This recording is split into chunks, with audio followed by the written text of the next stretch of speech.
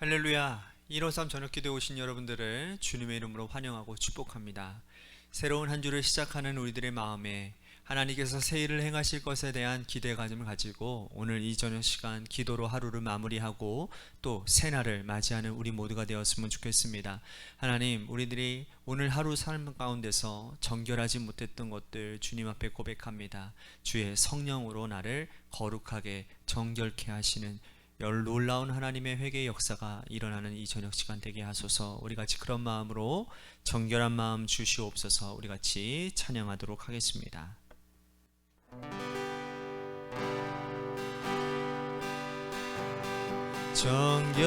정결한 마음 주시옵소서.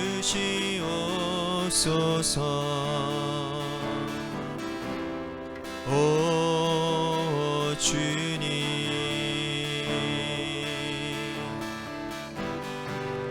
정직한 영을 새롭게 하소서.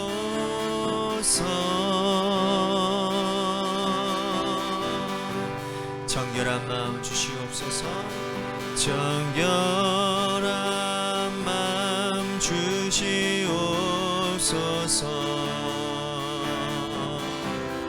오 주님,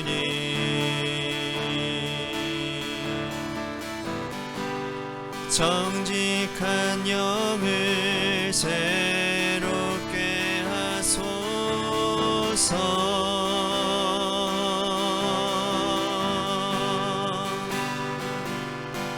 나를 주님 앞에서 멀리하지 마시고 주의 성령을 거두지 마옵소서.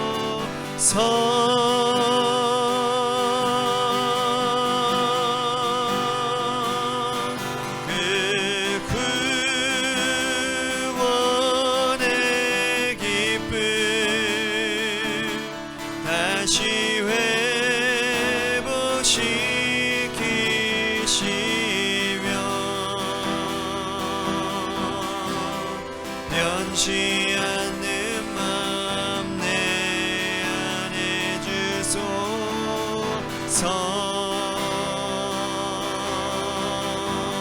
다시 고백합니다. 정결한 마음 주시옵소서. 정결한 마음 주시옵소서. 오 주님,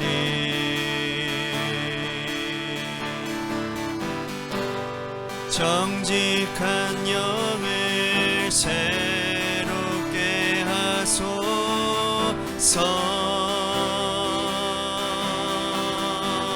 나를 주님 앞에서 나를 주님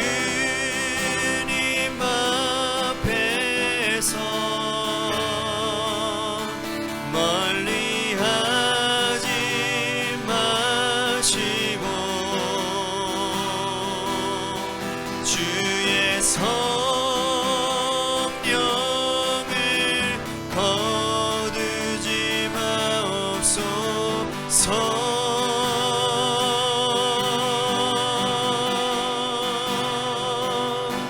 그 구원의 기쁨 다시 회복시키시며 변치 않는 맘 내 안에 주소서. 주님, 나를 주님 앞에서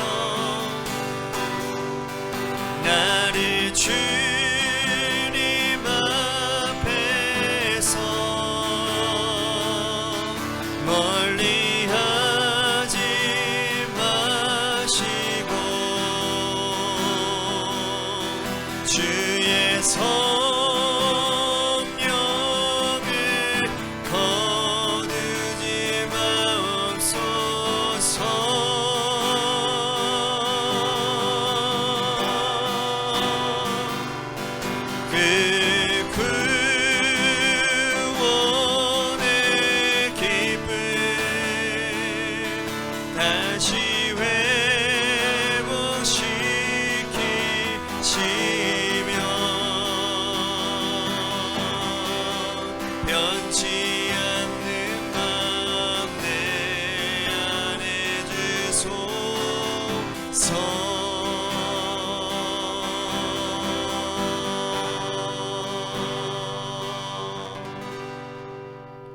기도하겠습니다. 오늘도 주님의 보혈의 능력 없이는 하나님 우리들이 정결케 되지 못함을 고백합니다. 정결하지 못하면 주님이 우리들의 삶에 아무런 역사도 하실 수 없음을 우리들이 기억하며 오늘 우리의 갈급한 마음 가운데 죄된 마음 가운데 주의 보혈의 능력으로 우리의 하나님 상한 심령, 죄된 심령 깨끗하게 정결케 하여 주옵소서. 그리하여 하나님 우리 안에 하나님과 만남이 성사되어지고 하나님 우리들이 세상의 삶에서 막혔던 축복의 통로가 이 시간 정결케 되어짐을 통해 열어지는 역사가 있게 하셔서 오늘 하나님께서 이 시간 예비하신 놀라운 축복 받아 누리며 하나님께 영광 돌리는 은혜의 시간 되도록 이 시간 축복하여 주옵소서. 사랑이 많으신 예수님 이름 받들어 간절히 축복하며 기도하옵나이다. 아멘. 오늘 이 저녁 시간에 하나님이 우리에게 주신 말씀 디모데전서 5장 1절과 2절 말씀 그리고 22절과 23절 말씀 보도록 합니다. 시작. 늙은이를 꾸짖지 말고 권하되 아버지께서 하듯 하며 젊은이에게는 형제에게 하듯 하고 늙은 여자에게는 어머니에게 하듯 하며 젊은 여자에게는 온전히 깨끗함으로 자매에게 하듯 하라. 아무에게나 경솔히 안수하지 말고 다른 사람의 죄에 간섭하지 말며 내 자신을 지켜 정결하게 하라. 이제부터는 물만 마시지 말고 내 위장과 자주 나는 병을 위하여는 포도주를 조금 쓰라. 아멘. 오늘 이 저녁 시간에도 하나님의 은혜를 사모하셔서 이제 나오신 여러분들에게 하나님의 신령한 은혜와 축복이 함께 하시기를 바라겠습니다. 아버지가 하는 일을 아들이 물려받고 또 부모 세대에서 하던 일들을 자녀들이 물려받는 일은 제3자가 보기에도 굉장히 아름답고 또 부러운 일이라 할 수 있습니다. 기업을 계승한다라는 것, 이건 누구에게나 주어지는 특권이 아니기 때문이죠. 그런데 당사자들은 다른 이들에게 말할 수 없는 고통과 어려움 점을 가지고들 있습니다. 부모의 입장에서는 자녀에게 자신의 기업을 물려주는 것이 어찌 마음이 편할 수 있겠습니까? 그 일이 얼마나 어려운 일인지, 또 자녀가 그 일을 감당하고 있는 것을 보면 마음이 쓰이고 애가 타고 시시때때로 이런 것들은 이렇게 하라고 저런 것들은 저렇게 하라고 알려주고 싶은 마음이 굴뚝 같지 않겠습니까?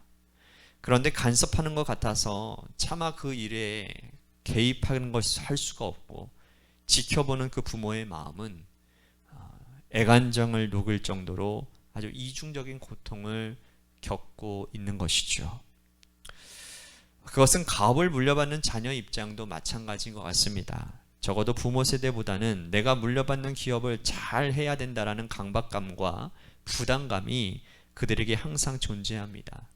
부모님이 얼마나 애를 쓰고 힘을 써서 기업을 일군 이것처럼 누구보다도 더 잘 알고 있기 때문에 내가 이 기업을 물려받아서 혹시 내가 잘못하면 부모님에 대한 헌신과 수고와 그 피땀을 한순간에 물거품으로 만들지는 않을까라고 하는 그 두려움과 불안감이 자녀에게 항상 존재한다라는 것이죠. 이와 같은 맥락에서 역시 바울과 디모데도 같은 고난과 어려움의 시기를 지내고 있는 것입니다. 바울은 사실 결혼하지 않았기 때문에 자녀가 없었습니다. 하지만 그가 쓴 서신서 곳곳에서 이 디모데를 믿음으로 낳은 아들이라고 항상 언급하고 있는 것을 보게 됩니다. 자신이 낳은 아들은 아니라 할지라도 디모데가 어렸을 때부터 함께 다니고 복음을 전했고 그에게 하나님의 진리의 말씀을 양육했기 때문에 그는 영적인 아버지로 디모데에게 목회 사역을 부탁을 한 것이죠. 바울이 아끼고 사랑하고 혼신의 마음을 다해서 일구었던 이 에베소 교회를 디모데에게 부탁하고 바울은 마게도니아로 떠나가게 됩니다. 그는 에베소 교회를 누구보다도 잘 알고 있었습니다. 속속들이 알고 있었어요. 한 사람 한 사람 성도들의 면면을 알고 있고 디모데도 잘 알고 있었습니다. 바울이 디모데에게 구체적으로 목회를 이렇게 하라 저렇게 하라 말하려고 한다면 여러분, 얼마나 많은 말들을 쏟아낼 수 있었겠습니까?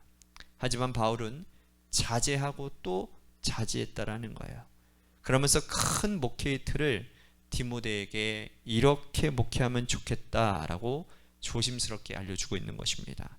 오늘 읽은 말씀은 교회 공동체의 성도들을 이렇게 대하라 라는 말씀이고, 그리고 스스로 너 자신을 위해서는 최소한 이것은 행해야 된다 라고 하는 말씀이 기록되어져 있습니다. 우리들이 읽었던 1절과 2절 말씀을 다시 한번 보겠습니다. 늙은이를 꾸짖지 말고 권하되 아버지에게 하듯하며 젊은이에게는 형제에게 하듯하고 늙은 여자에게는 어머니에게 하듯하며 젊은 여자에게는 온전히 깨끗함으로 자매에게 하듯하라. 자, 교회 성도들과의 관계를 말하고 있는 것이지요. 늙은이에게는 아버지처럼, 젊은이에게는 형제처럼, 늙은 여자분에게는 어머니처럼, 젊은 자매에게는 마치 친남매 다루듯 하는 것처럼 그렇게 대우하라고 말씀을 하고 있습니다. 하나님과의 관계는 목회자에게 가장 기본이 되는 것이고, 동시에 성도와의 관계가 어떠해야 되는지를 분명하게 바울이 디모데에게 교훈하고 있다는 것이죠. 성도와의 관계의 핵심은 가족같이 대하라는 겁니다. 자, 왜 성도를 가족같이 대하고 가족같이 섬겨야 될까요? 왜냐하면 이것은 우리 성도들이 모두가 다 한 하나님을 같은 하나님으로 한 아버지라고 부르고 있기 때문이라는 거예요. 우리가 하나님을 아버지라고 부르는 순간 하나님을 아버지라고 부르는 모든 사람들이 동시에 다 가족이 되는 거라는 거죠. 바울이 이렇게 디모데를 권면하는 것은 목회자가 특별한 존재가 아니라는 것을 전제하고 있는 것입니다. 목회자는 어떤 군림하는 존재가 아니고 성도들을 위해서 군림해서 항상 존귀함을 여김을 받고 대접받는 존재가 아니고, 목회자도 역시 성도들처럼 믿음 생활을 함께하는 존재임을 전제하고 있는 말이라는 거죠. 목회자든 성도든 누구나 다 하나님 앞에서 하나님을 아버지라고 부르기 때문에 우리 모두가 다 가족이 되어야 된다는 의미인 것입니다. 여러분, 예수님께서는 그렇게 말씀하시지 않으셨나요? 하루는 예수님께서 설교하실 때에 예수님의 어머니 마리아와 동생들이 찾아왔습니다. 그리고 제자들이 와서 말합니다. 예수님의 어머니와 동생들이 오셨습니다. 그때 주님이 뭐라고 말씀하셨습니까? 아주 충격적인 말을 하죠. 누가 내 어머니며 누가 내 동생이냐. 하늘에 계신 아버지의 뜻대로 행하는 자라야 내 어머니요, 내 동생, 내 가족이라고 말을 하는 거예요. 여러분, 하나님께서 우리에게 주신 말씀대로 행하는 자는 모두가 다 하나님의 가족, 우리 성도들은 다 가족이 된다라는 의미인 것입니다. 이건 바울이 목회자 디모데에게만 주시는 말씀이 아니라 하나님께서 오늘 믿음 생활하고 있는 교회 공동체 우리들에게도 주시는 말씀이라는 거죠. 우리가 함께 믿음 생활하면서 부딪히고 만나고 교제하는 모든 성도들은 다 하나님 안에서 다 가족 같은 자들이라는 거예요. 우리는 가족들을 어떻게 대해야 합니까? 우리 식구 중에 누가 아프면 우리가 열일 제쳐놓고 그 아픈 분을 돌보며 섬기고 물질을 들여서 고치려고 애를 쓰지 않습니까? 그저 한 발짝 떨어져서 시간만 지나면 낫겠지라고 생각하는 가족은 아무도 없을 거예요. 진실로 혈연의 가족이라면 마음을 다해서 간호하고 돌볼 것입니다. 여러분, 교회 공동체 누군가가 육체가 아프건 몸이 아프건 성도들은 모두가 다 한마음이 되어서 그를 섬기고 돌봐야 되는 것입니다. 가족이 잘 되면 진심으로 기뻐하지 않습니까? 내가 잘 되는 것보다 자녀들이 잘 되고 내가 잘 되는 것보다 가족이 잘 되면 얼마나 기쁘고 행복합니까? 우리 모두가 다 잔치를 열 정도로 기쁨이 넘치지 않습니까? 여러분, 성도들이 잘 되면 함께 믿음 생활하는 우리 모든 성도들이 진심으로 축하하고 축복해 주는 것이 가족의 도리이고 의무라는 것이죠. 힘들고 어려운 가족이 있으면 당연히 도와주는 것이 인지상정이라는 겁니다. 공동체 성도가 삶이 어렵고 생활이 어려우면 우린 가족같이 함께 섬기고 돌봐 주어야 된다는 거예요. 가족이 잘못된 길로 가면 매서운 회초리로 다시금 돌아오게끔 권면하지 않습니까? 성도들 중에 누군가가 잘못된 이단 사상에 빠지거나 잘못된 신앙의 길로 가게 되면 우리는 합심해서 그를 다시 하나님의 말씀 앞에 세워야 될 의무가 있다라는 겁니다. 바울이 디모데에게 모든 성도를 가족같이 대하라는 말씀이 바로 이러한 의미가 내포되어져 있다라는 것이죠.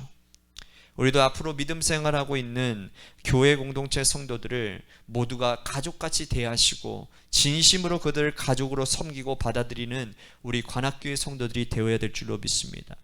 또한 바울은 교회 공동체에서 장로들에 대해서 지침을 주고 있습니다. 자, 17절과 18절 말씀 보십시오.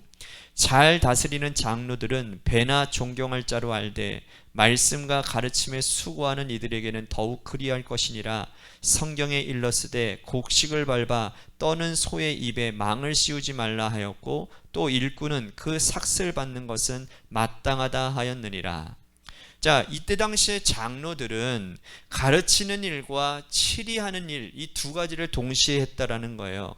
사도 요한은 자신을 장로라고 일컫는 것을 보면 이 두 가지 직책이 동시에 있었음을 알 수가 있는 겁니다. 하지만 현대 교회로 이게 넘어오면서 치리하는 장로와 가르치는 장로가 분리되어지는 겁니다. 가르치는 장로는 목회자가 되는 것이고 치리하는 장로는 교회의 행정적인 장로로 그대로 남아있는 것이죠. 바울이 지침을 주기를 특별히 가르치는 장로에 대해서는 교회가 그의 생활을 전적으로 책임지라고 말씀을 하고 있는 겁니다. 사실 바울은요, 여러분, 자비랑 선교 사역을 했습니다. 교회를 개척할 때 천막 만드는 일을 하면서 스스로 생업을 해결했어요. 개척 당시 개척의 초창기였기 때문입니다. 하지만 이제는 교회가 세워졌고 에베소 교회가 든든히 서가는 중입니다. 그래서 바울은 디모데에게 잘 가르치는 장로들, 특별히 전념해서 말씀을 가르치는 장로들, 그들에게는 교회가 생활을 책임지도록 하라고 권면하고 있는 것입니다. 이것은 오늘날 교회가 전적으로 가르치는 교회 목회자의 생활을 책임지는 것과 같은 맥을 하고 있다는 것이죠. 이것은 교회 행정 조직을 분명히 정확하게 감당하라고 디모데에게 주는 지침인 것입니다. 동시에 바울은 디모데 자신의 영성과 육체의 건강을 챙기라고 말을 하고 있습니다. 22절과 23절 말씀 보십시오. 아무에게나 경솔히 안수하지 말고 다른 사람의 죄에 간섭하지 말며 내 자신을 지켜 정결하게 하라. 이제부터는 물만 마시지 말고 내 위장과 자주 나는 병을 위하여는 포도주를 조금씩 쓰라. 자, 영적으로 목회자 디모데는 정결해야 되는 겁니다.